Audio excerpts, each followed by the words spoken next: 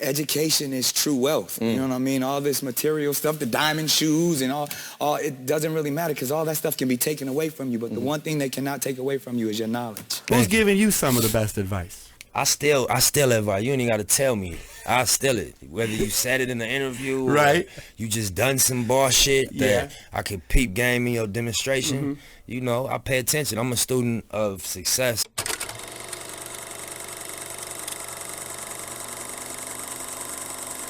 Establish some type of foundation. When I say foundation, I'm just mean like a solid infrastructure from where you come from, whether it's your own immediate family or if it's just like the school you went to, just something where they feel your presence like you never left. And that's what and whether it's a business, whether it's philanthropic, charitable work, you just got it. Because it actually, to me, it's a privilege. You know what I mean? Too much is given, much is required. Absolutely. And to be, it keeps you stable and it keeps you honest. So, because you can get lost out here, man. You want to like accomplish so much. And then when you see that once you accomplish stuff, it gets dark and the people that you thought were your closest turn their backs on you over stuff like money and fame and stuff. So it's true. So it gets scary and you get lonely. So the one place that'll never turn their back on you is the community that you came from. Right. But because they remove us from those communities and there's this mentality of like, yo, you got to make it out the hood. I said, we got to get rid of that make it out the hood mentality. Like you got to make the hood. You got to build up where you came from. And that's the thing. It's not, we used to go get money and bring it back to the hood. Right. Now we go get money and leave the hood. We give it to Louis Vuitton. We give it to Gucci. Nah, we got to build our own, and I think I see it happening more and more. So it's really exciting, and you know, even the establishments and the things that you create, you just want to be able to build your family up, and your community up by employing them or investing in their dreams. Yeah.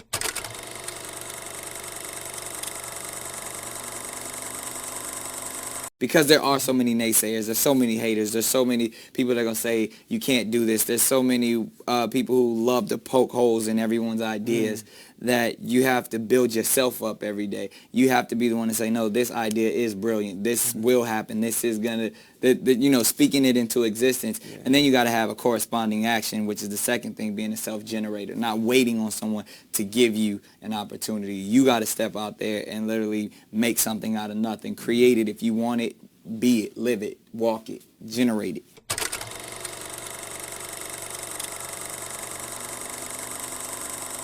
I never speak on anything that I haven't done the research on or that I'm extremely passionate about. Like I'm not just out there talking reckless because you say something out of pocket. They're going to take whatever you say and blow it out of context anyway. Sure. So if you show that you have no substance behind it, then it shows ignorance. I'm a true believer in to whom much is given, much is required. And that's why I feel like I need to be a mentor. Not necessarily a role model because a role is something you play.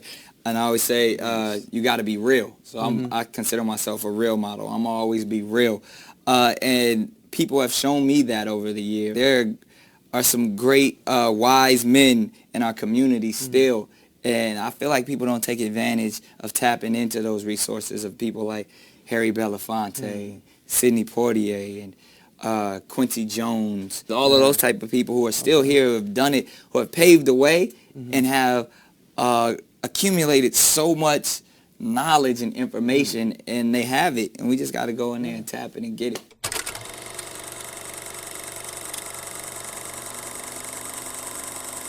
Understanding my inner king and what I truly want to be and what I feel like I truly represent is that royalty mindset of being the original man. And if you go all the way to Africa, that's all they had was gold and jewels and crowns.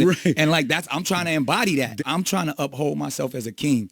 And yeah, there's some pageantry in it. Sure. Yeah, we all like nice things. Now, yes, we do. If all I had was diamond shoes and didn't do nothing for the community, that's different. Yeah, walking the walk, man, being about it. You got to really step out on it. And when others are going to say, nah, you can't do it, say, nah, it can be done. It just hasn't been done before, and I'll be the first to do it. Okay. Speaking this job into existence, I remember being 17 years old saying I want to run this company one day. And, here I am. I wanted my own record label. I wanted my own company. I wanted to be a businessman, claiming that I had a record label. To even in my personal life, telling people one day I was going to marry Mariah Carey, and everybody laughed at me.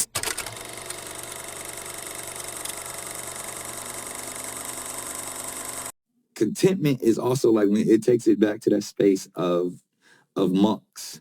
Monks are content because they want for nothing. They don't desire abundance. They're just they find happiness within. So that's what I'm in that space now, to where that minimalist idea, and that's even what Kanye talks about sometimes, where it's like the less is more. One who is super content says they're in search for nothing, but I think I'm not at that place yet, so I am in search for something. Right. And I would honestly have to say it all is rooted in integrity in that sense, more than I've always stood for something, even when people may not have known. So it's almost to be able to show the integrity in which I've been building over the years. You know what I mean? Because my integrity has been questioned on so many different levels. On everything. Yeah. Man. So it's like, so the fact that, because going back to like coming from a bunch of community leaders and ministers in my family, that it's always been one of the most important things, is like to stand for something or you'll fall for anything. And right now, for our culture, for our communities, we got to stand up and take it back. So whether it's in my personal life with women, all the way to the community, it's like, man, I just want to be a stand-up dude. I just want to be solid. I just want to be honest. Even if that honesty is painful, even if I say something that people don't want to hear, I just got to be real. I got to be true.